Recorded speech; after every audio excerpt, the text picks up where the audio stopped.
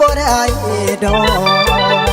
แต่อายอยากบอกว่าใจหักเจ้าเหลือเกินย้อนเส้นทางฝันเงินคำขาดเคินสุดท้ายตัวเฮาต้องเดินหลีกทางด้วยความจำใจเงินอายบ่พอเขาจึงขอน้องเอาไปก่อนแสนที่อาวรณ์เมื่อตอนเห็นเขามาขอเจ็บใจแห้งแท้มาพ่ายแพ้คนเขามีเงินอายนี่มันคน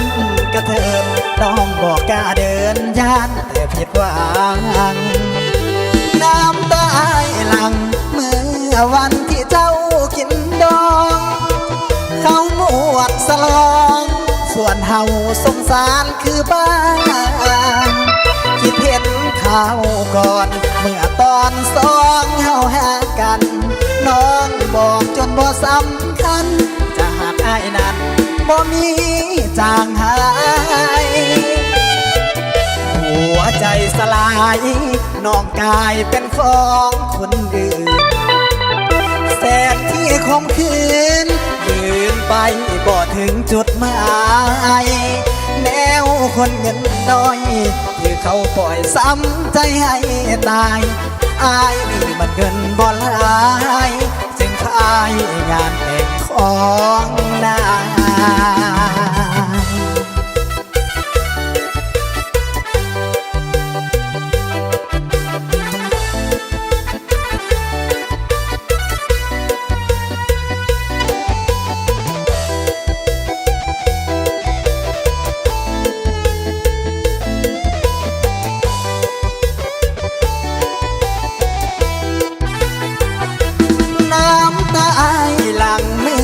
วันที่เจ้า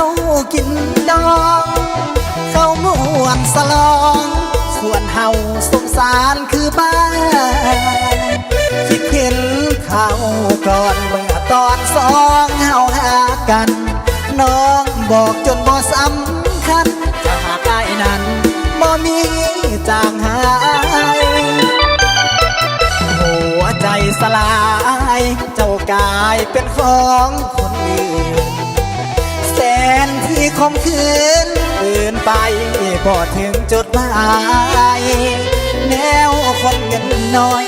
ที่เขาปล่อยซ้ำใจให้ตายอายนี่มันเงินบ่หลายเป็นคลายงานแต่งของนาย